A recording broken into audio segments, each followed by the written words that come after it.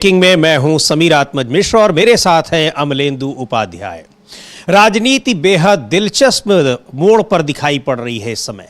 जहां बिहार में चुनाव होने वाले हैं तो वहां मोहन भागवत पहुंचे हुए हैं। आरएसएस प्रमुख, राजनीति से उनका लेना देना नहीं है, लेकिन राजनीति से बहुत कुछ लिया दिया जाता है, उनके बयानों से और उनकी गतिविधियों से भी।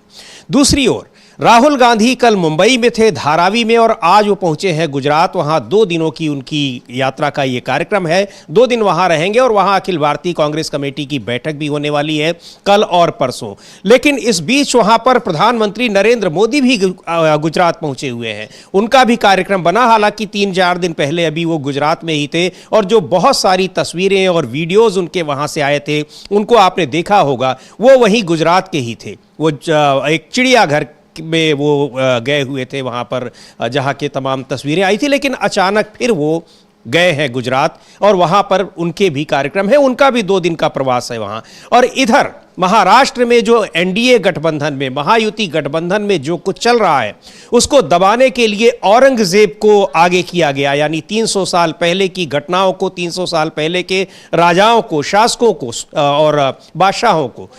अब दूसरी ओर उससे भी आगे अब दिल्ली में राजनीति पहुंच रही है, यानी तुगलक वंश में, जो मुगलों से पहले के जो सल्तनत काल था भारत के इतिहास का, वहां पर वो इस तरह से पहुंच गया है कि दिल्ली में जिसको लुटियंस जोन कहते हैं, मंत्रियों सांसदों के बंगले हैं, वहां पर एक तुगलक लेन है। उस तुगलक लेन के नाम को बदलने का अब अभियान चल रहा है। तो इन सब के बीच में आखिरकार सबसे महत्वपूर्ण वोट की राजनीति ही है, चाहे नेताओं के गुजरात और बिहार जैसे चुनावी राज्यों के दौरे हों। हालांकि गुजरात में तो अभी चुनाव दूर है, 2 साल हैं, लेकिन बिहार में चुनाव होने वाले हैं। पर गुजरात की तैयारियां राहुल गांधी 8 महीने पहले कह चुके हैं। जब लोकसभा चुनाव के बाद ही उन्होंने कहा था कि इस बार हम गुजरात भी जीतेंगे और वहां मोदी को हराएंगे। तो उन तैयारियों के मद्देनजर भारतीय जनता पार्टी और प्रधानमंत्री मोदी भी गुजरात को किसी भी कीमत पर हारना नहीं चाहते हैं और उसमें किसी भी तरह से डेंट नहीं लगने देना चाहते हैं।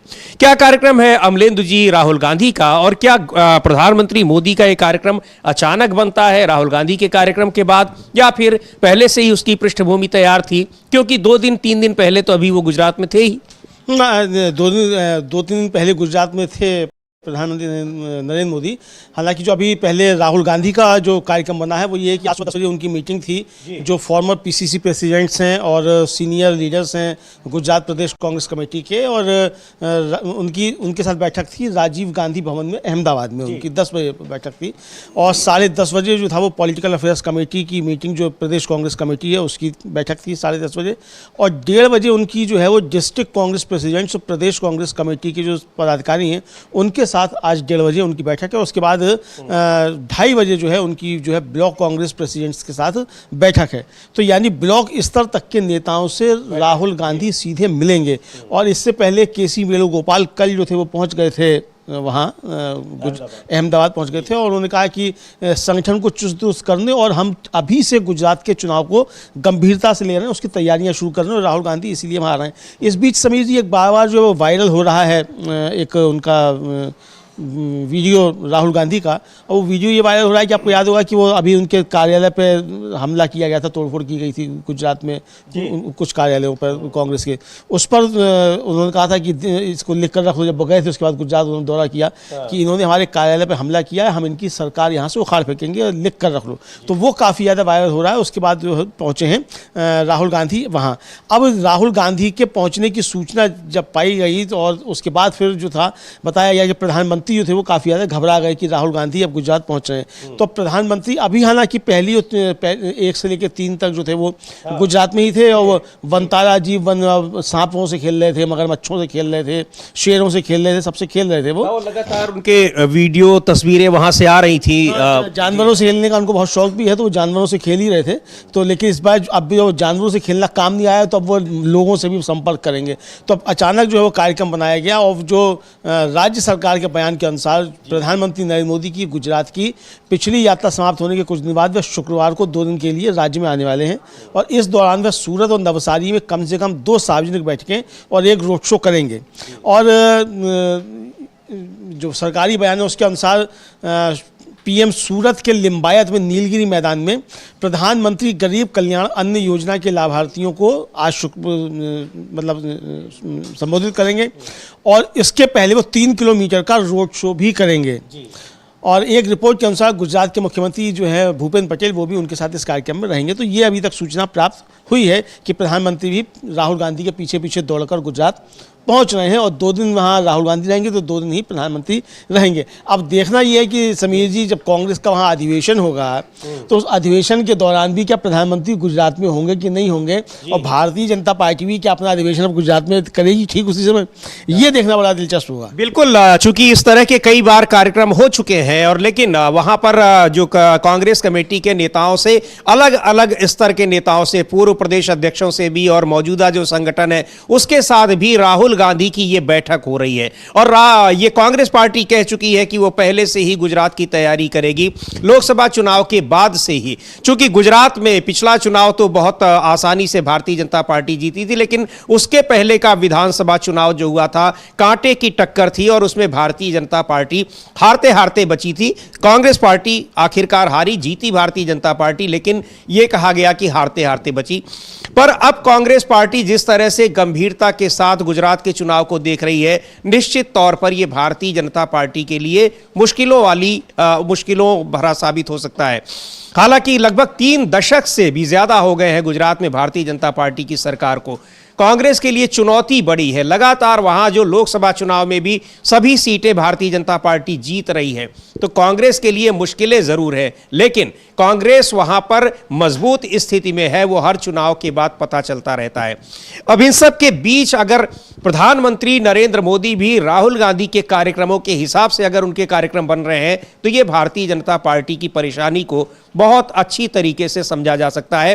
क्योंकि अभी वहां पर थे ही 4-5 दिन पहले प्रधानमंत्री नरेंद्र मोदी, लेकिन अब एक बार फिर वो वहां पहुंच रहे हैं विमेंस डे पर, यानी कल जब 8 मार्च को भी वो मौजूद रहेंगे गुजरात में ही। इसके अलावा उनके और भी कार्यक्रम है और सबसे महत्वपूर्ण बात, उनका जो पसंदीदा कार्यक्रम है रोड शो, वो भी वहां कर रहे हैं। हाँ, पसंदीदा कार्यक्रम है उनका रोड शो, वहाँ रोड शो भी करेंगे और रोड शो के जरिए अब वो क्या करेंगे ये तो प्रधानमंत्री जाने क्या करेंगे क्या नहीं करेंगे।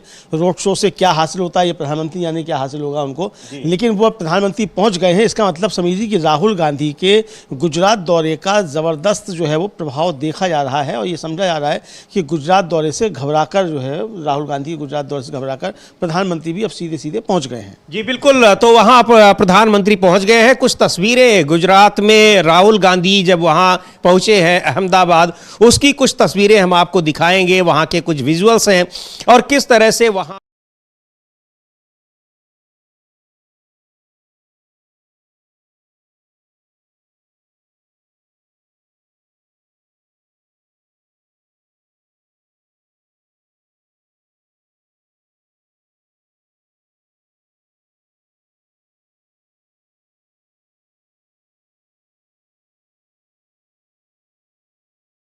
बचे हैं, लेकिन वहां राजनीतिक सरगर्मी बढ़ गई है। और महाराष्ट्र में कल ही धारावी में राहुल गांधी का कार्यक्रम था। धारावी अपने आप में एक बहुत महत्वपूर्ण जगह है जिसको लेकर लगातार वहां पर विवाद हो रहा है। धारावी एक बड़ी वहां पर जो परियोजना दे दी गई है, आवासीय परियोजना अडानी ग्रुप को, उसको लेकर वहां रहने वाले लोगों के भीतर जबरदस्त नाराजगी है और उस परियोजना को लेकर, उनके रिहैबिलिटेशन यानी पुनर्वास को लेकर उनकी मांग चल रही है कि उनको पुनर्वास उनका किया जाए, लेकिन उस पर विवाद चल रहा है। आरोप भी लग रहे हैं कि महाराष्ट्र की परियोजनाओं को गुजरात के उद्योगपतियों को दिया जा रहा है। ऐसे में ये दोनों ही यात्राएं बड़ी महत्वपूर्ण हैं और भारतीय जनता पार्टी की सरकार चूंकि दोनों ही जगह है, उसके लिए एक बड़ी चुनौती है, चाहे अमलेंदु जी देखा जाए गुजरात को और चाहे महाराष्ट्र को। हालांकि महाराष्ट्र में इन सब के बावजूद सरकार बनाने में कामयाब रही भारतीय जनता पार्टी, एनडीए की सरकार, लेकिन चुनाव से पहले भी जिस तरह से ये मुद्दा बहुत एक कह लीजिए कि भारतीय जनता पार्टी के लिए मुश्किलों भरा था, वो उसको देखते हुए ये अभी भी ये चूंकि एनडीए के भीतर महायुति में वहां खींचतान जारी है, ऐसे में बहुत मुश्किलें उसकी कम हुई है ऐसा कहा नहीं जा सकता। हाँ समीर जी, मुश्किलें कम नहीं हुई हैं क्योंकि महायुति में काफ़ी ज़्यादा खींचतान मची हुई है और एक तरीके से देखा जाए कि सभी पार्टियां जो हैं महायुति की वो एक दूसरे के खिलाफ किसी न किसी तरीके का षड्यंत्र कह लीजिए या उठापटक उसमें लगी हुई हैं। और जिस तरीके से धनंजय मुंडे का इस्तीफ़ा हुआ और धनंजय मुंडे लगातार घिरे हुए हैं, कहा यह जा रहा है कि धनंजय मुंडे का इस्तीफ़ा ज़बरदस्ती लिखवाया गया। धनंजय मुंडे अभी भी इस्तीफ़ा देना नहीं चाहते, अजीत पवार ने इस्तीफ़ा ले लिया। उधर हसन मुशर्रफ जो एनसीपी के ही मंत्री हैं, उन्होंने पालक मंत्री के पद से इस्तीफा दे दिया। ये बताया कि साहब बहुत दूर पड़ता है उनको, जहां उनको पालक मंत्री बनाया गया था वहां से इस्तीफा दे दिया। तो ये बहुत सारे, और अच्छा अकेले अल्पसंख्यक मंत्री हैं महायुति में वो, तो उनका इस्तीफा हुआ। तो इसका मतलब समीर जी कि एक तरीके से देखा जाए तो बहुत काफ़ी उठापटक महायुति में महाराष्ट्र में चल रही है। तो इस बीच राहुल गांधी जब थे वहाँ धारावी में कल, तो धारावी से कल उन्होंने एक संदेश दिया है समीर जी, और संदेश ये दिया है कि किस तरीके से जो हमारे दस्तकार हैं उनको यदि ठीक तरीके से ट्रेनिंग दी जाए और उनको संसाधन उपलब्ध कराए जाएं तो लघु उद्योगों के जरिए ये दस्तकार खुद जो हैं वो मल्टीनेशनल कंपनी से टक्कर ले सकते हैं। क्योंकि वो वहाँ चमार स्टूडियो में गए और उनके जो कामगार हैं उनसे सबने उनसे मुलाकात की, उनका मॉडल समझा उन्होंने, और अपने साथ वो उन रामचेत मोची को भी ले गए जो सुल्तानपुर में जिनको उन्होंने मशीन दिलवाई थी, और उनको भी समझवाया कि आप देखिए किस तरीके से कर सकते हैं। और उसके बाद उन्होंने ट्वीट भी किया है राहुल गांधी ने। राहुल गांधी का ट्वीट जो है वो यही है कि किस तरीके से जो है वो जाकर लोगों से मिले और क्या क्या उन्होंने वहां देखा। जी बिल्कुल, और ये राहुल गांधी ने अपने ट्वीट में लिखा है कि चमार स्टूडियो में संस्थापक सुधीर राजभर लाखों दलित युवाओं की कहानी को समेटे हुए हैं। ये अत्यंत प्रतिभाशाली हैं, नए विचारों से भरपूर हैं और सफलता के लिए आतुर हैं, लेकिन अपने क्षेत्र के शीर्ष लोगों तक पहुंच की कमी और सीमित अवसरों की चुनौती से जूझते रहे। मगर अपने समुदाय के कई अन्य लोगों से अलग सुधीर ने अपना नेटवर्क बनाया। उन्होंने धारावी के कारीगरों की प्रतिभा को पहचाना और एक ऐसा ब्रांड खड़ा किया जिसे आज विश्व के सम्मानित फैशन जगत में अपनी पहचान मिली है।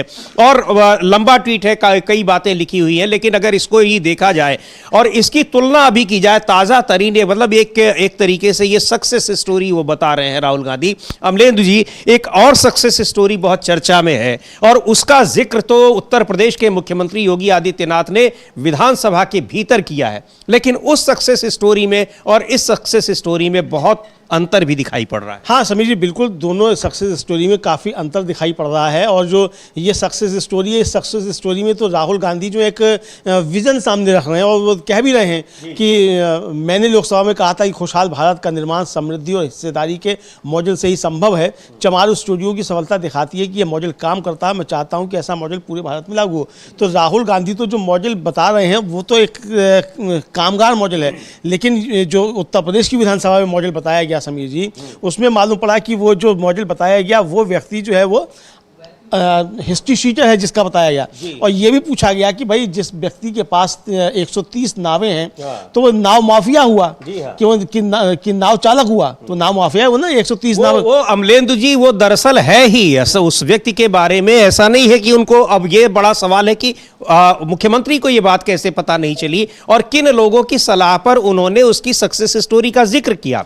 और वैसे भी 130 नावें तो उनकी रजिस्टर्ड नावें हैं, उसके अलावा भी वो पता नहीं उनकी कितनी नावें हैं, दो दर्जन के करीब उनके ऊपर केसेस हैं, उनके परिवार के तमाम लोगों के ऊपर केसेस हैं, हिस्ट्री शीटर हैं, बहुत सारे जो एक कह लीजिए कि वहाँ पर कई बड़ी घटनाओं में वांछित हैं। ऐसे व्यक्ति का जिक्र करके वो वहाँ पर फंसे घिरे।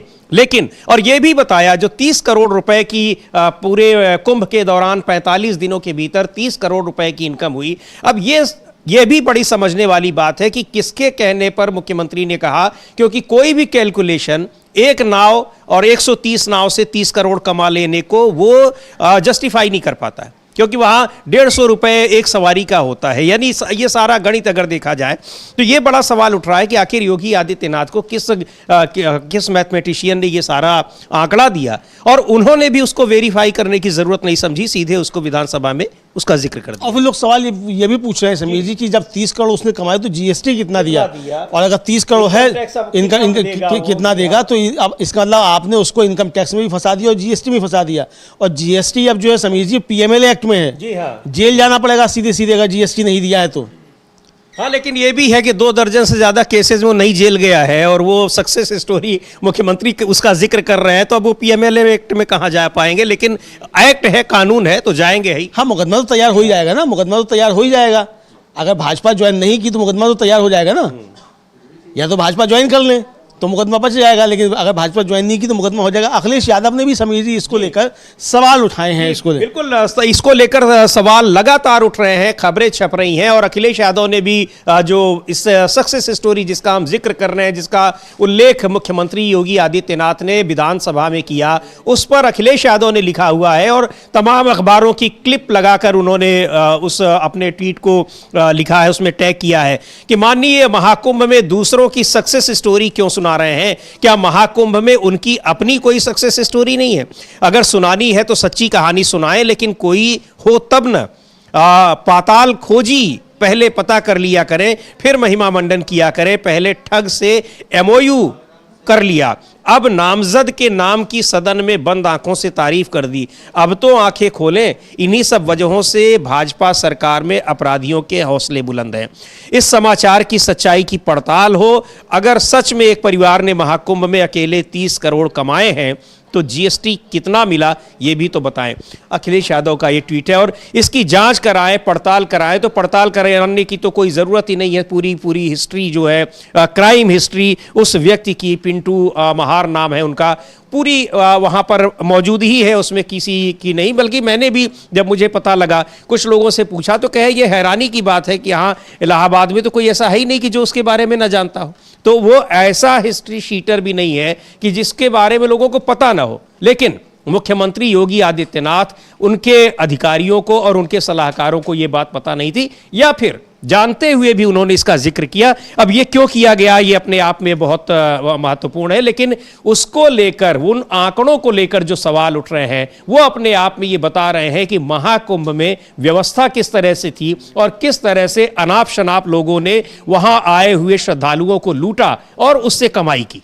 हाँ, बिल्कुल, अनाप शनाप लोगों को लूटा, उससे कमाई की, ये भी है। और 130 करोड़ कमाए, अगर इस पर 130 नामों से 30 करोड़ कमाए तो यहाँ भी इसका मतलब लूट हुई समीर जी। जी हाँ भाई, अगर 150 रुपया है एक व्यक्ति का किराया, तो इसका मतलब एक व्यक्ति से ज़्यादा वसूला गया।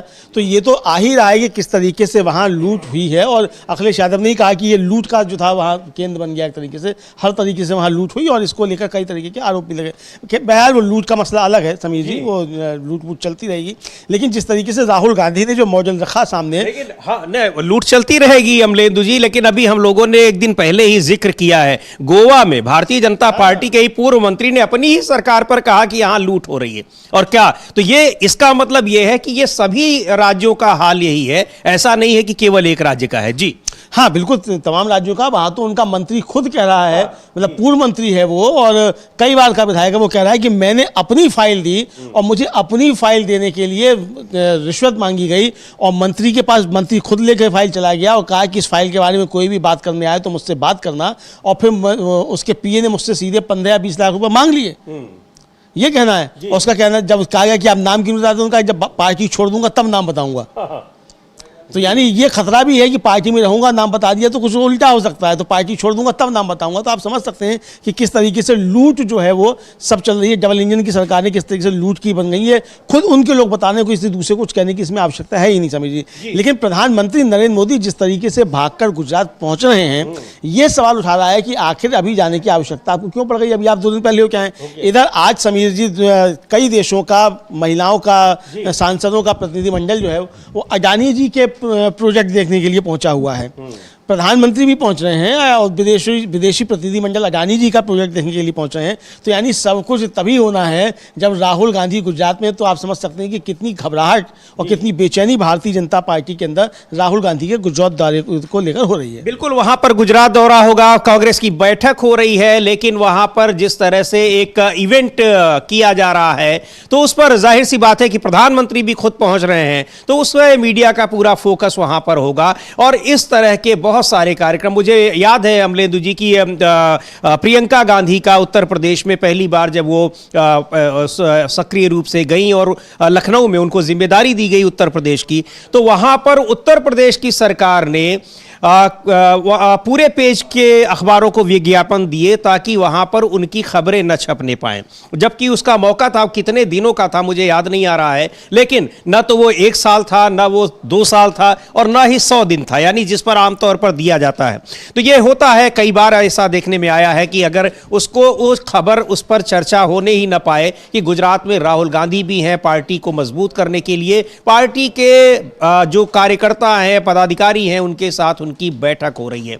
तो अब एक बार फिर, और दूसरे ब्रांडिंग किसकी कर रहे हैं, जो आरोप लगते हैं लगातार उद्योगपतियों की। 4 दिन पहले वो अंबानी के वनतारा जो चिड़ियाघर है, उनका निजी चिड़ियाघर है, उसकी ब्रांडिंग करते हुए उन्होंने तस्वीरें खिंचवाई, तमाम विजुअल्स बने, और बहुत सारे बीजेपी के नेताओं मंत्रियों ने उसको रिट्वीट किया, खुद उसको कहा। जाहिर सी बात है कि ये सारी चीज़ें वहाँ कहीं भी जाती हैं। और अब एक बार फिर वो ब्रांडिंग करने जा रहे हैं, किसकी? एक दूसरे उद्योगपति की, जो अडानी। और ये आरोप लगातार उन पर लगते रहे हैं, लेकिन इन सब से बेखबर वो अपने इस काम को जारी रखते हैं। उनको कोई ये दिक्कत नहीं होती कोई आरोप लगा रहा है या नहीं लगा रहा है। लेकिन ये भी बड़ा सवाल है अमलेंदु जी कि आखिर ये इतना कॉन्फिडेंस कैसे आता है कि कोई कुछ नहीं कर लेगा, वो खुलेआम इस तरह से करते रहेंगे।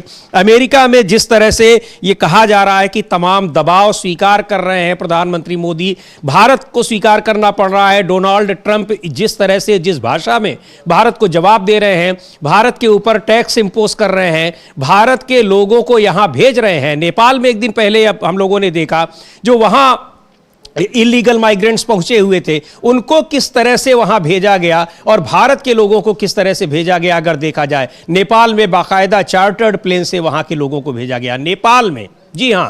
और भारत में लगातार 1-2 नहीं, यहां 2-3 खेप आ चुकी है, हाथों में हथकड़ी और पैरों में बेड़ियां डालकर भेजा गया। लेकिन इन सारी चीजों से प्रधानमंत्री भी बेखबर हैं और यहां के लोग भी बेखबर हैं। उनको नहीं कुछ समझ में आता कि हमारे देश के साथ अमेरिका क्या कर रहा है। बिल्कुल समझ में नहीं आता अमेरिका क्या कर रहा है। और लगातार आप देखिए, ट्रंप फायर थे मैक्सिको और कनाडा के ऊपर, और उनकी तरफ से जो जवाब दिया गया कनाडा और मैक्सिको की तरफ से, तो शांत हो गए, और फिर अभी उन्होंने रोक दिया अपना टैरिफ लगाने का। बिल्कुल, जो आंख दिखा रहा है वो तुरंत डाउन हो रहा है, लेकिन भारत की ओर से आंख दिखाने की कोशिश ही नहीं की जा रही। नहीं, यहाँ तो आंखें जो निकाल के रख दी गई है, चश्मा लगा लिया गया बहुत मोटा मोटा टीन का उस पर, कि आंखें दिखानी ही ना पड़े। मतलब आप देखिए, ना तो ट्रंप को आंखें दिखाई जा रही हैं, और जिस तरीके से वहाँ चैथम हाउस में हमारे विदेश में मंत्री एस जयशंकर के साथ हुआ ब्रिटेन में, तो वहाँ भी ब्रिटेन सरकार को आंखें नहीं दिखाई गई। अनुनय विनय की तरीके से समझाइश की कि अपना वहाँ की सरकार अपना काम करे। तो यानी आंखें लाल दिखाने का तो काम यहाँ हो ही नहीं रहा है। इधर समीर जी, एक बड़ी खबर जो है वो सुप्रीम कोर्ट से आ रही है फिलहाल, और सुप्रीम कोर्ट से एक खबर ये है कि जो बाहुबली माफिया डॉन और पूर्व सांसद और विधायक रहे अतीक अहमद, जिनका जान ले ली गई पुलिस अभिरक्षा में, उनके बेटे अली अहमद के वकील जो हैं, उन्होंने सुप्रीम कोर्ट में एक SLP दायर की, और उन्होंने कहा कि हमने यह SLP इसलिए दायर की है क्योंकि मेरा प्रतिनिधित्व करने वाला कोई नहीं है। मेरे प्रतिनिधित्व करने वाले वकील जो थे, उनका घर तोड़ दिया गया, दूसरे वकील पर बम फेंका गया। इस पर CGI ने चिंता जताई और कहा कि आरोप है कि वकीलों को पेश होने की अनुमति नहीं है। हमने मुख्य रूप से बयान दर्ज किया है, लेकिन हम दिए गए बयान पर कोई राय व्यक्त नहीं कर रहे हैं। यदि उक्त सुविधा उपलब्ध है तो याचिकाकर्ता के वकील को वीडियो कॉन्फ्रेंसिंग के माध्यम से पेश होने की स्वतंत्रता दी गई है। SLP को निष्फल मानते हुए खारिज किया जाता है, यानी उनके वकील को वीडियो कॉन्फ्रेंसिंग के जरिए उपस्थित होने को अनुमति दे दी गई है। तो ये एक बड़ी खबर है कि किस तरीके से लोगों के वकीलों को भी उपस्थित होने से रोका जा रहा है। तो ये जो चल रहा है उसकी तरफ सुप्रीम कोर्ट ने टिप्पणी नहीं की है, लेकिन ये राहत जो है वो दी है। राहत दी है, लेकिन सुप्रीम कोर्ट ने कल टिप्पणी भी जबरदस्त की थी, जिसका जिक्र अमलेंदु जी हम लोगों ने इस कार्यक्रम में भी किया था, और उसमें भी यही बात आई थी कि वहां कुछ वकीलों के, प्रोफेसर्स के घर इसलिए गिरा दिए गए क्योंकि अफसरों को ये आशंका थी कि ये शायद अतीक अहमद का घर है। हाँ, तो सुप्रीम कोर्ट ने उस पर बहुत सख्त फटकार लगाई, बहुत सख्त फटकार लगाई, और ये कहा कि आपने गिरा कैसा दिया, हम आपके पैसे से हम इसको बनवाएंगे। यानी सरकार से कहा कि आप जो जिन अधिकारियों ने गिराया है उनके पैसे से हम इसको बनवाएंगे, हम ये आदेश दे सकते हैं, आपने गिरा कैसे दिया। और जो भवन गिराने की या अतिक्रमण हटाने की जो प्रक्रिया है, इस तरीके का कुछ लीगल अगर कोई है तो उसके लिए सुप्रीम कोर्ट की गाइडलाइंस आ चुकी है, आपने उसका पालन क्यों नहीं किया। बहुत सख्त टिप्पणी थी उसी केस में संबंध जो कई याचिकाएं दायर की गई थी, उसी में अली अहमद भी शामिल थे। तो उनकी तरफ से जो है आज ये याचिका दायर की गई कि उनके वकीलों को पेश नहीं होने दिया जा रहा है, रोका जा रहा है। जी, तो रोका जा रहा है। तो ये एक बड़ी फटकार बार बार सुप्रीम कोर्ट की तरफ से, ये जो बुलडोजर पॉलिसी है सरकारों की, शुरू हुई उत्तर प्रदेश से लेकिन कई राज्यों में अपनाई जा रही है, उस पर कई बार सुप्रीम कोर्ट उस फटकार लगा चुका है, अफसरों को फटकार लगा चुका है, सजा देने की चेतावनी दे चुका है, सजा दी भी गई है कुछ मामलों में, लेकिन इन सब के बावजूद वो चीजें जारी हैं। और यहां तक कि जो जांच एजेंसियों को बार बार सुप्रीम कोर्ट से फटकार पड़ रही है, हालांकि जांच एजेंसियों की एक्टिविटी इधर बीच कुछ जरूर डाउन दिखाई पड़ रही है, लेकिन जब जरूरत होती है किसी को आंख दिखाने की, तब उनकी एक्टिविटी फिर शुरू हो जाती है।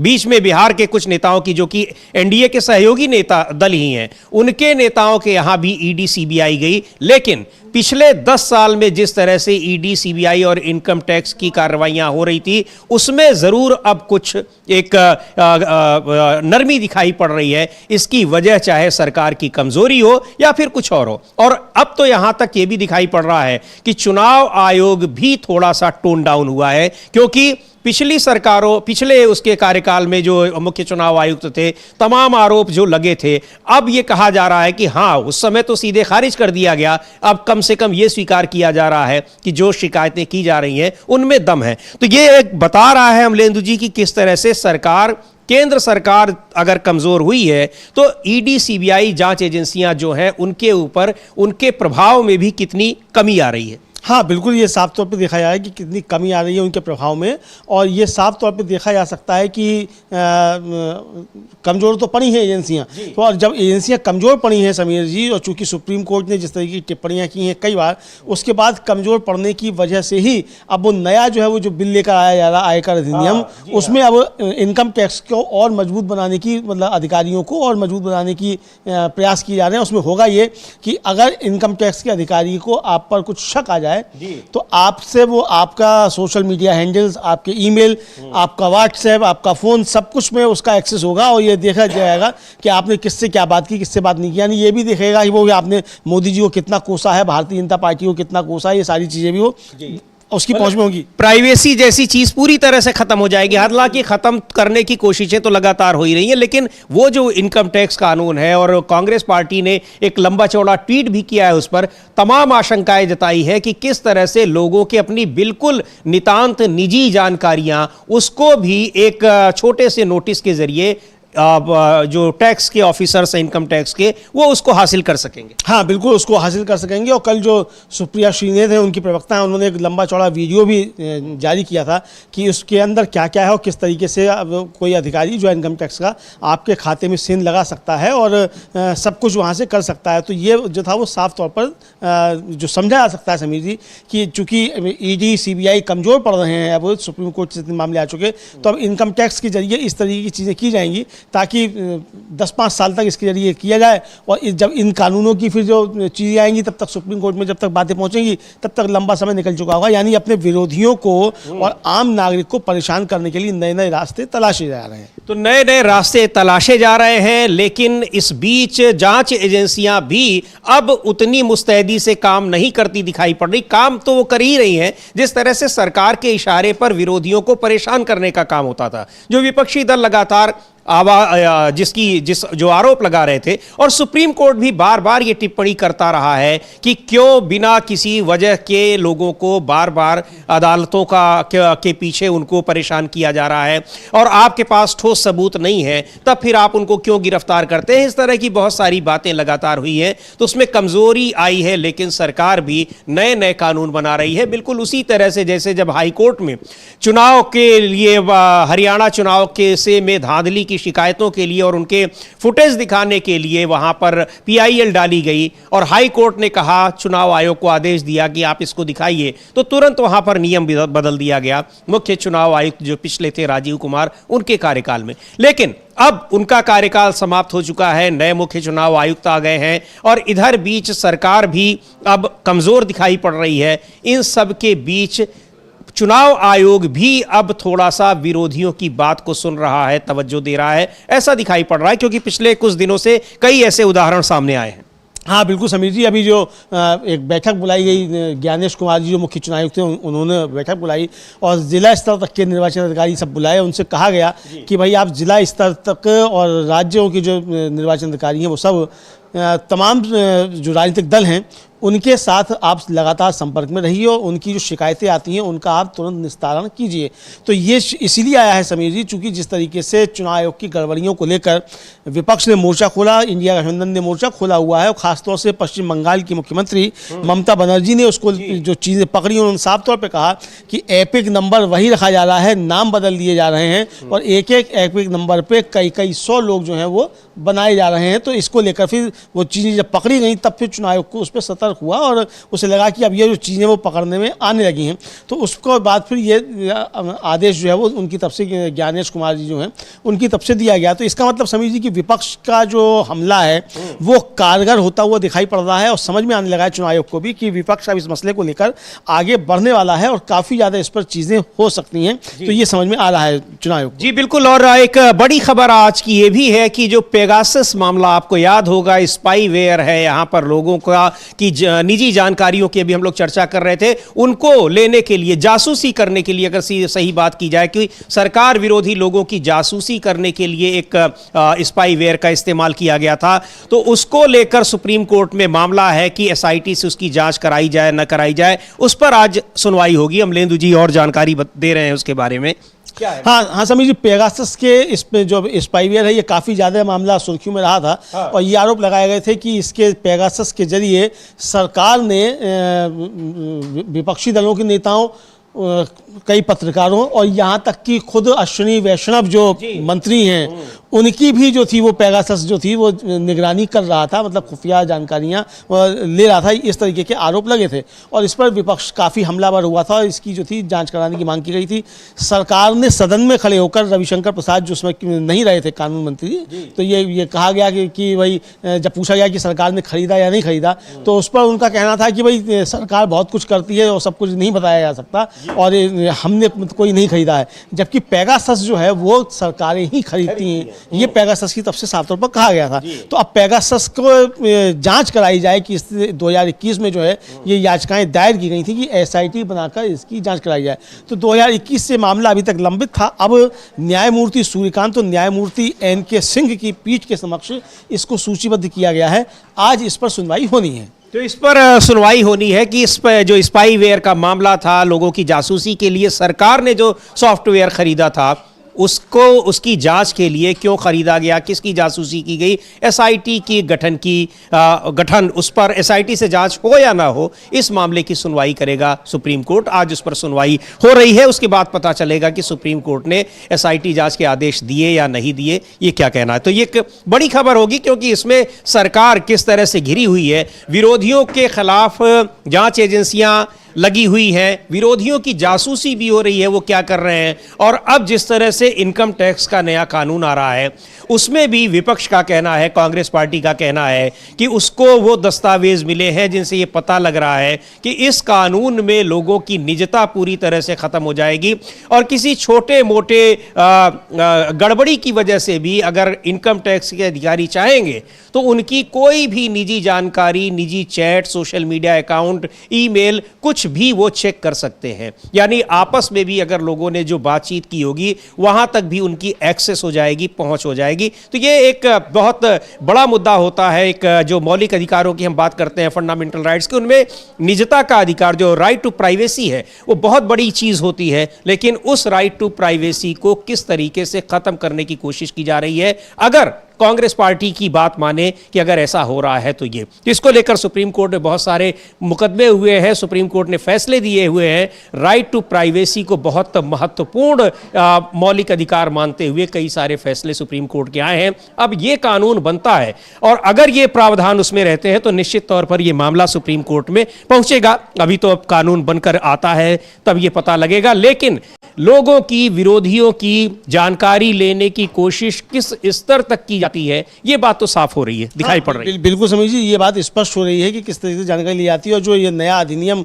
आयकर अधिनियम 2025 इसको पेश किया गया है, इसमें कहा तो ये गया है कि आयकर कानून को सरल बनाने के लिए कदम पेश किया गया है। इस सरकार की खूबसूरती समीर जी यही है कि ये कहे जिस काम को कि ये उसको हल करने के लिए कर रही है, समझ लीजिए उसको और जटिल बना रही है। तो ये सरकार की खूबसूरती है, यानी विकलांग को दिव्यांग बना देगी, मजदूरों का गला घोटा जाएगा तो श्रम सुधार उसको संज्ञा दे दी जाएगी, किसानों की जमीन छीनी जाएगी तो उसको भूमि अधिग्रहण की सफलता बता दिया जाएगा, किसानों की गला घोटा जाएगा तो बताया जाएगा बहुत क्रांतिकारी किसान कानून है। तो इसी तरीके से ये आया गया है। और इसमें जो प्रावधान किए जाए, जो अब तक सूचनाएं निकल कर आई हैं, तो उसमें यह है कि ये करदाताओं की निजता के अधिकार का उल्लंघन करके उन्हें परेशान कर सकता है, इस तरीके के इसमें प्रावधान है। और नए विधेयक में ऐसा एक प्रावधान है कि आयकर विभाग को email, trading account, social media profile और अन्य व्यक्तिगत डेटा तक पहुंचने की अनुमति देगा। तो और कांग्रेस ने इस पर सवाल भी उठाया है कि किस तरीके से ये सरकार जो है, मतलब अगर किसी अधिकारी को सिर्फ आप पर शक हो जाए, इनकम टैक्स के अधिकारी को, तो वो ये सब आपका हासिल कर सकता है, उसके तहत उसको ये शक्तियां मिल जाएंगी। तो यानी समझ लीजिए, आपको याद होगा कि जब 80 और 90 का दशक होता था तो भारतीय जनता पार्टी का नारा होता था, साहब इंस्पेक्टर राज खत्म करेंगे, है ना। ये नारा होता था कि साहब इंस्पेक्टर राज है और खत्म करेंगे। और अभी भी कहा जाता है कि कांग्रेस के समय में राशन की दुकानें लगा करती थी, अब देखिए हमने सब फ्री कर दिया है। ठेका पट्टे पर सरकार थी, लाइसेंस का राज था, मोदी जी भी बता रहे थे इसको लाइसेंस का राज था, ये बता रहे थे। तो अब ये कौन सा राज आ रहा है, इसको नहीं बताया जा रहा है कि ये उस इंस्पेक्टर राज से कितना ज़्यादा खतरनाक राज है, ये समझाया जा सकता है। समझिए, उस इंस्पेक्टर राज में चेक एंड बैलेंस थे, इस इंस्पेक्टर राज में कोई चेक एंड बैलेंस नहीं है। और कितने आप देखिए कि बेलगाम हो जा रहे हैं अधिकारी, कि ईडी के अधिकारियों को सीबीआई पकड़ रही है, सीबीआई के अधिकारियों को ईडी पकड़ रही है। इतना हो रहा है। और राज्यों की पुलिस के बीच किस तरह से जैसे कि एक प्रतिद्वंदिता हो, वो किसी राज्य की लड़ाई लड़ रहे हो, ऐसा दिखाई पड़ता है। ऐसा दिखाई पड़ता है। 70 सालों में पहली बार कि दो राज्यों की पुलिस और दोनों भारतीय जनता पार्टी शासित राज्यों की पुलिस आपस में भिड़ जाती हैं, आमने सामने भिड़ जाती हैं, गोलीबारी होती है दो राज्यों की पुलिस में। और भारतीय जनता पार्टी के एक मुख्यमंत्री के ऊपर दूसरी भारतीय जनता पार्टी शासित राज्य में मुकदमा कायम हो जाता है। तो ये 70 सालों में पहली बार इस तरीके की चीजें देखने को मिल रही है सरकार में, समीर जी। जी बिल्कुल, तो ये चीजें देखने को मिल रही हैं, लेकिन लोगं की जानकारी हासिल करना छिपकर, या फिर सरकार विरोधी जो काम कर रहा है, सरकार के खिलाफ अगर बोल रहा है तो उसको प्रताड़ित करना। अभी महाराष्ट्र में एक और कानून बन रहा है जिसमें ये निगरानी मीडिया को एक तरीके से उनको देखा जाएगा, निगरानी रखी गया, मॉनिटर किया जाएगा कि वो सकारात्मक खबर दे रहे हैं कि नकारात्मक खबर दे रहे हैं। तो ये सारी चीजें दिखा रही हैं कि किस तरह से विरोधियों की ही नहीं बल्कि विरोध में उठने वाली आवाजों को बंद करने की कोशिश की जा रही है। बावजूद इसके कि भारतीय जनता पार्टी को इस बार बहुमत नहीं मिला, लेकिन वो तमाम काम अपने वो कर रही है जो उसने प्लानिंग कर रखी थी इस बार के लिए कि बहुमत आने पर वो करेगी। बिल्कुल समझिए, वो सब कुछ कर रही है जो बहुमत आने पर करेगी, जो प्लानिंग थी उस पर वो काम कर रही है। और एक तरह से देखा जाए कि उसका ये एजेंडा जो है, ये चंद्रबाबू नायडू और नीतीश कुमार पूरा हल कराते हुए दिखाई पड़ रहे हैं कि वो उसका एजेंडा काम जो कर रहे हैं उस पर हल करते हुए दिखाई पड़ते हैं। लेकिन समीर जी, बिहार से भी खबरें आ रही हैं। कल जो है महागठबंधन के विधायकों की बैठक हुई है, और महागठबंधन के विधायकों की बैठक में कल जो है ये तय किया गया कि चुनाव जो लड़ा जाएगा, विधानसभा का चुनाव, वो लड़ा जाएगा तेजस्वी यादव के नेतृत्व में ही। ये महागठबंधन के विधायकों की बैठक में तय हुआ है। और इसको लेकर आज सुबह जो है वो तेजस्वी यादव ने एक ट्वीट भी किया है। और तेजस्वी ने कल भी कहा था कि बैठक हुई, तेजस्वी खुद भी उस बैठक में मौजूद थे। जी बिल्कुल, आलोक मेहता आरजेडी विधायक हैं, उनके घर पर ये बैठक हुई थी। जी बिल्कुल, तेजस्वी यादव लिख रहे हैं कि कल रात महागठबंधन विधायक दल की बैठक में भाग लिया। बजट सत्र के दौरान महागठबंधन दल के सभी माननीय विधायक बिहार के लोगों की आवाज है। बिहार की बदहाल शिक्षा, स्वास्थ्य, विधि व्यवस्था तथा चहुं ओर व्याप्त भ्रष्टाचार, गरीबी, बेरोजगारी, पलायन, छात्र छात्राओं, नौजवानों, किसानों और महिलाओं के ज्वलंत मुद्दों को मजबूती से सदन में उठा रहे हैं। इस बार 2025 में जन विरोधी नीतीश भाजपा सरकार का जाना एकदम तय है। ये तो तेजस्वी यादव लिख रहे हैं, लेकिन जो महागठबंधन की ओर से बयान जारी किया गया है उसमें कहा गया है कि तेजस्वी यादव के नेतृत्व में ही महागठबंधन चुनाव लड़ेगा। तो ये बड़ी खबर है, क्योंकि दूसरी तरफ जो एनडीए गठबंधन है उसमें इसी बात की लड़ाई हो रही है और नीतीश कुमार मुख्यमंत्री जो हैं वो उस तरह के मुख्यमंत्री हैं कि किसी भी गठबंधन में रहे मुख्यमंत्री वही बनते हैं। अब वो खुद भी संघर्ष करते दिख रहे हैं कि बीजेपी उनको मुख्यमंत्री पद का उम्मीदवार घोषित करे, लेकिन बीजेपी ने तय कर लिया है कि वो किसी को उम्मीदवार घोषित करे या न करे, लेकिन नीतीश कुमार को उम्मीदवार कतई नहीं घोषित करेगी। हाँ बिल्कुल, नीतीश कुमार को कतई उम्मीदवार घोषित नहीं करेगी। हालांकि सम्राट चौधरी जो हैं, जो उप मुख्यमंत्री हैं, उनका कहना है कि नीतीश कुमार जी को हम मुख्यमंत्री बनाएंगे, ये उनका कहना है। अभी उनका थोड़ी देर पहले मैं कहीं बयान देख रहा था। लेकिन दूसरे जो मुख्यमंत्री हैं अमलेंदु जी, वो अटल बिहारी वाजपेयी की इच्छा जता चुके हैं कि बिहार के लिए उनकी क्या इच्छा है, वो इच्छा जता चुके हैं। और सम्राट चौधरी का बयान तेजस्वी की उस बात को साबित कर रहा है कि भाई आपके जो दो डिप्टी हैं वो आपस में ही लड़ रहे हैं। जी हाँ, ये जो विधानसभा में कहा हुआ विजय कुमार सिन्हा ने से जब कहा, तो विजय कुमार सिन्हा ने जब उसका जवाब दिया तो तेजस्वी ने कहा कि हमारे पास वो वीडियो है, कहिए तो आपको दिखाएं जी। तो अब अटल जी का सपना आपको साकार नहीं करना है, ये उन्होंने पूछा। तो उस पर जो थे वो खामोश होकर बैठ गए विजय कुमार सिन्हा, चूंकि ये बात उन्होंने कही थी। अच्छा, वो विजय कुमार सिन्हा ने कोई अपने मन से तो कही नहीं थी, वो उनकी जो नीति है, जो कहा गया था वो पार्टी। लेकिन अब यही है कि सम्राट चौधरी की ये बात मानी जाए कि अमित शाह की बात मानी जाए, विजय सिन्हा की बात मानी जाए, किसी की बात नहीं मानी जाए। बात यही है कि नीतीश को नहीं बनाएंगे, सिर्फ यही बात मानी जाए। जी हाँ। तो कुल मिलाकर जो भ्रम फैलाया जा रहा है, तो अब देखिए अब क्या है कि नीतीश कुमार को दबाव में लेने के लिए भारतीय जनता पार्टी ने बाबाओं की फौज जो है वो उतार दी है बिहार में। मोहन भागवत 5 दिन रहेंगे, श्री रविशंकर वहां पहुंच गए हैं, बाबा बागेश्वर धाम वहां पहुंच गए हैं। तो भाई ये सब बाबाओं को अभी से क्यों काम आ पड़ा बिहार में? इससे पहले कहाँ थे ये सब बाबा? अब सब क्यों पहुंच रहे हैं? तो यानी बाबाओं को बिहार में झोंका जा रहा है। तो असल में खतरा असली नीतीश कुमार को है। तो नीतीश कुमार को समझना चाहिए कि भारतीय जनता पार्टी अब उनका काम लगाने की रणनीति पर काम कर रही है। लेकिन अमलेंदु जी, नीतीश कुमार भी लगातार वो भी एक दांव के बाद दूसरा दांव खेल रहे हैं, और जिस तरह से उन्होंने अब अपने बेटे को आगे कर दिया है, तो ये दिखाई पड़ रहा है कि नीतीश कुमार किसी भी स्तर पर कमजोर नहीं है, लेकिन उनका ये दांव कितना उनको मजबूती देता है, कितना, चूंकि आखिरी समय में अभी तक उन्होंने उसको राजनीति में नहीं उतारा, आखिरी समय में अगर उतारते हैं तो एक बहुत बड़ा आरोप जो अभी तक उन पर नहीं लगा था परिवारवाद का, उस परिवारवाद के आरोप में भी वो घिरे नजर आएंगे। और ऐसा लगता है कि कहीं भारतीय जनता पार्टी जानबूझकर नीतीश कुमार के बेटे को तो आगे कराने की कोशिश नहीं कर रही है, ताकि वो एक बड़ा आरोप नीतीश कुमार पर यह भी लगा सके, क्योंकि भारतीय जनता पार्टी ने तो तय कर लिया है कि वो नीतीश कुमार को मुख्यमंत्री पद का उम्मीदवार नहीं बनाने जा रही है। लेकिन नीतीश कुमार अभी भी उम्मीद पाले हुए हैं, क्योंकि पिछले 2 महीने 1 महीने पहले ऐसी खबरें, बिल्कुल पुष्ट खबरें आ रही थी कि वो एनडीए गठबंधन छोड़ने वाले हैं, पर अभी तक अगर वो छोड़े नहीं हैं तो इससे समझा यही जाता है कि इसका मतलब कहीं न कहीं एक उनके अंदर एक द्वंद्व चल रहा है कि बने रहेंगे, और उनको ये उम्मीद होगी कि शायद बीजेपी उनको मुख्यमंत्री पद का उम्मीदवार घोषित कर दे। हाँ समीर जी, जाहिर सी बात है कि उनको कोई हो गई उम्मीद कि द्वंद्व होगा तो फिर चल सकता है, इस तरीके की चीज़ आ सकती है, ये बताया जा सकता है। लेकिन समीर जी, निश्चित तौर पर भारतीय जनता पार्टी तय कर चुकी है नीतीश कुमार को नहीं बनाएगी, इतना तो लगभग तय है। अब सम्राट चौधरी कुछ कहेंगे, विजय कुमार सिन्हा कुछ कहेंगे, मनोहर लाल खट्टर कुछ कहेंगे, अमित शाह कुछ कहेंगे, जेपी नड्डा कुछ कहेंगे, प्रधानमंत्री कुछ कहेंगे, लेकिन कोई भी मिलकर ये नहीं कहेगा कि एनडीए जो है वो नीतीश कुमार के नेतृत्व में चुनाव लड़ेगा और सरकार अगर बनती है तो नीतीश कुमार को ही बनाया जाएगा, ये नहीं कहा जाएगा।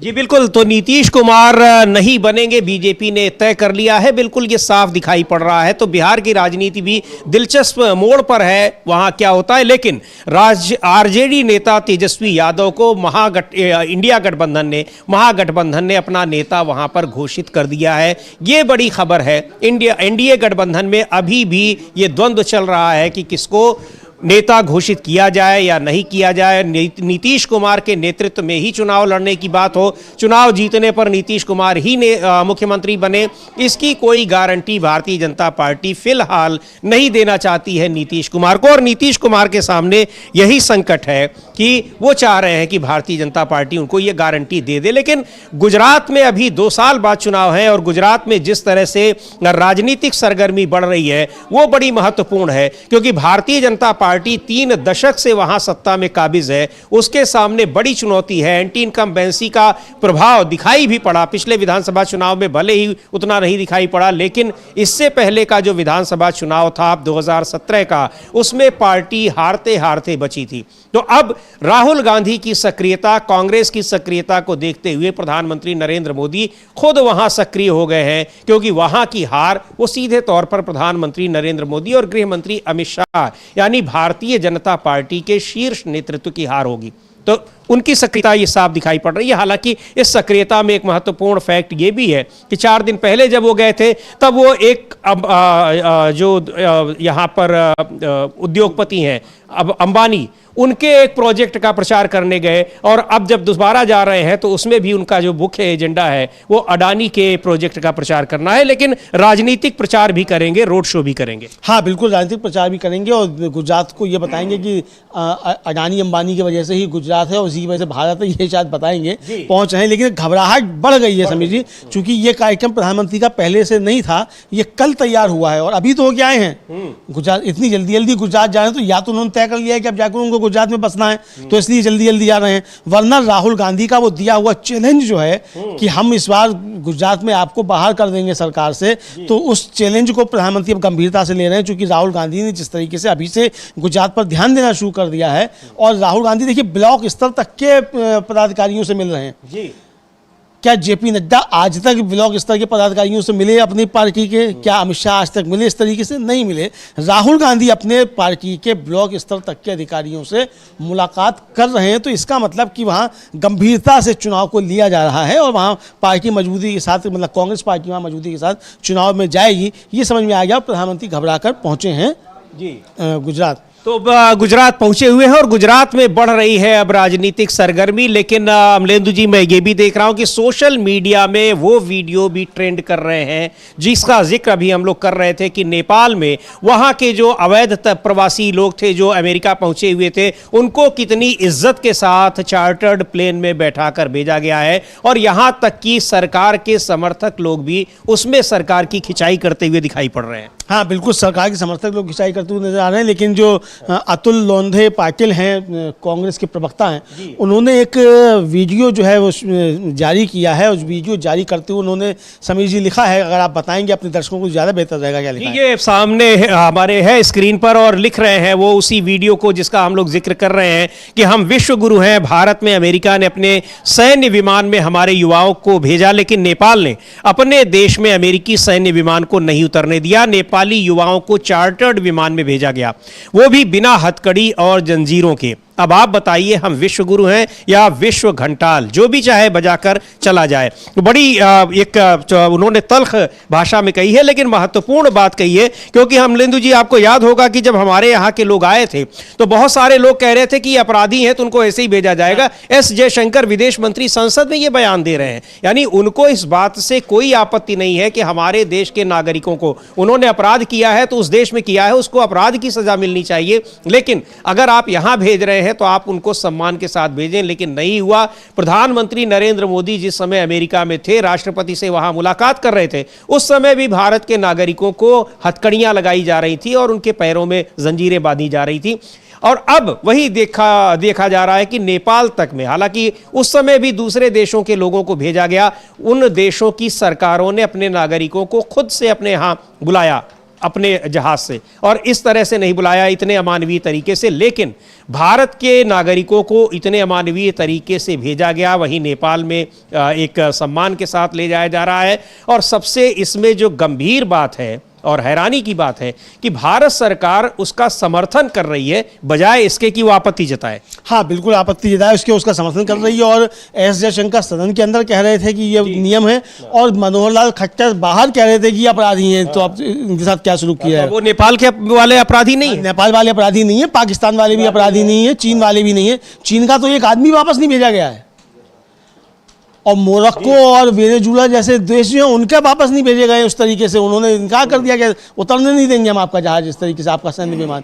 तो ये आया, यानी छोटे छोटे देश जो हैं समीर जी, वो आंख में आंख मिलाकर ट्रंप की बात कर रहे हैं। और जैसे ही ट्रंप ने कहा कि हम कनाडा पर लगाएंगे, तो उसने कहा ट्रूडो ने कि हम भी पलट कर लगाएंगे, कमजोर मत समझो हमको। और मैक्सिको ने कहा हम भी लगाएंगे। और आप देखिए कि घुटनों पे आ गए ट्रंप एकदम से और कहा कि भी ठीक है, आप समझौता इस पर किए, टाल देते हैं इसको। लेकिन हमारे प्रधानमंत्री गए और एक आरटीआई समीर जी आई है इस बीच निकलकर, और आरटीआई जो एक अजय बोस नाम के हैं, एक याचिका, मतलब आरटीआई एक्टिविस्ट, उन्होंने, अजय बोस ने जो है वो याचिका दायर की। और अजय बोस का जो मिली उनको सूचना, उसमें ये कहा, बताया गया कि वहाँ जो प्रधानमंत्री नरेंद्र मोदी और डोनाल्ड ट्रंप के बीच जो भी हुआ, उसमें कोई भी किसी तरीके का समझौता नहीं हुआ है, कोई भी हस्ताक्षर नहीं हुए। ये देखिए हमारे राइट साइड में वो आरटीआई की कॉपी दिखाई दे रही है, अजय बोस ने जो आरटीआई लगाई थी, जो हमारे दूतावास से ये वहाँ से मिली है उनको, कि ये इसमें कोई भी समझौता नहीं हुआ है। तो आप समझ सकते हैं समीर जी कि ये किस तरीके से चीज़ें अब सामने आने लगी हैं। यानी कि जो आरोप लग रहे थे कि ये अपनी एक व्यक्तिगत यात्रा है और व्यक्तिगत लाभ में, सीधे तौर पर ये कहा जाए कि जो अडानी के खिलाफ वहां मुकदमे दर्ज हैं, उन पे उनकी गिरफ्तारी ना हो, उसकी पैरवी करने के लिए गए थे। और यही चीज जो अजय बोस की आरटीआई में जवाब मिल रहा है, बिल्कुल साफ दिखाई पड़ रहा है कि इसका मतलब कोई अगर आधिकारिक वहां पर समझौता नहीं हुआ, कोई ऐसा काम नहीं हुआ है, तो फिर प्रधानमंत्री की आधिकारिक यात्रा हुई क्यों थी? हाँ बिल्कुल, आधिकारिक यात्रा क्यों हुई थी, ये सवाल जो है वो पूछा जा रहा है। और ये अब जो जवाब दिया गया उसमें कहीं ये नहीं है कि कोई जो थी वो उनसे मतलब कोई डील जो है वो हुई हो डोनाल्ड ट्रंप या मोदी जी के बीच में। तो सवाल जो आरटीआई जो कार्यकर्ता जब उन्होंने यही पूछा है कि भाई आपने क्यों जो है इसको लेकर आपने सवाल, मतलब गए थे आप वहाँ, आखिर करने क्या गए थे अगर आपकी कोई डील नहीं हुई थी।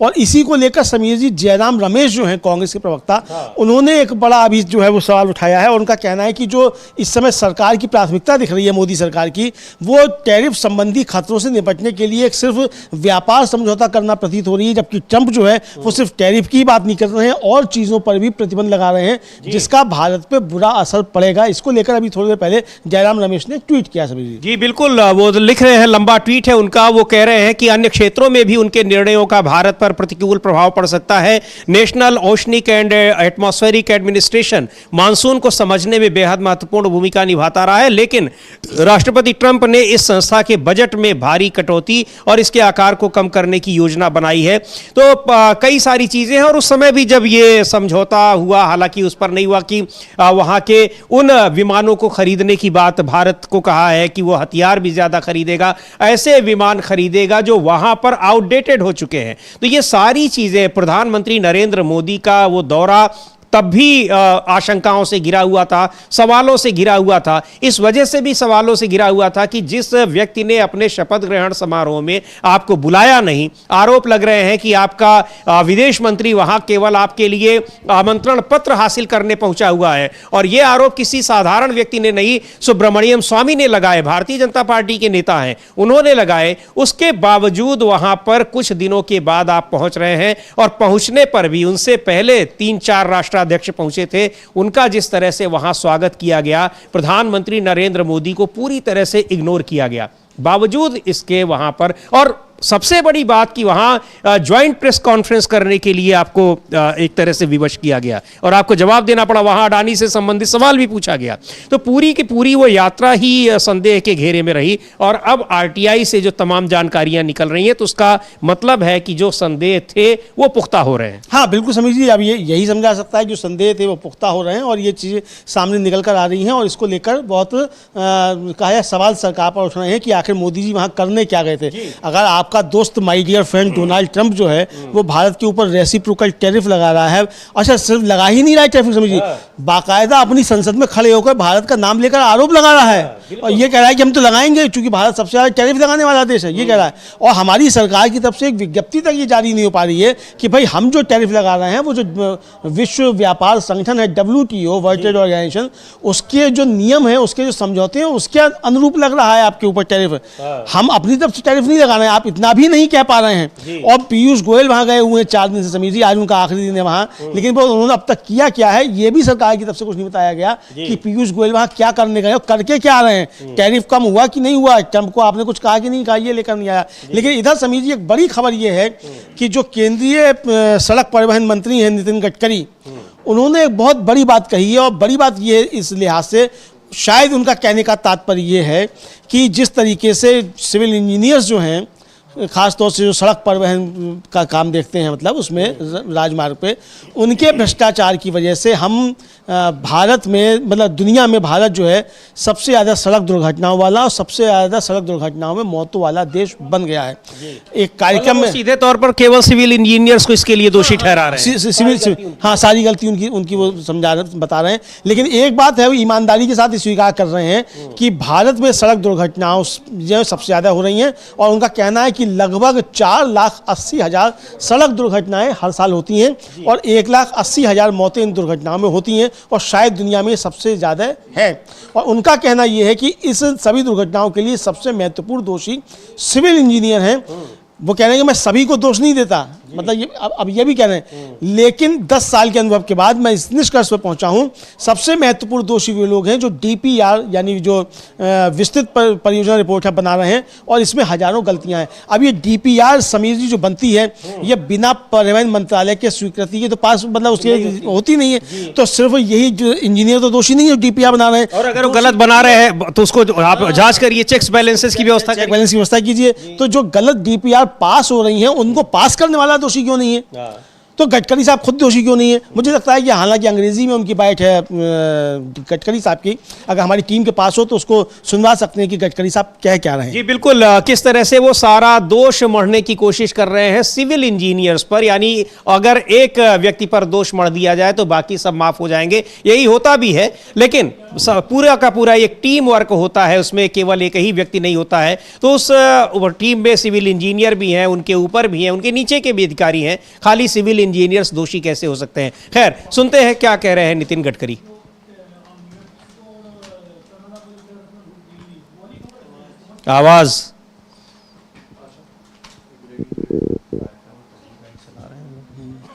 आवाज नहीं आ रही।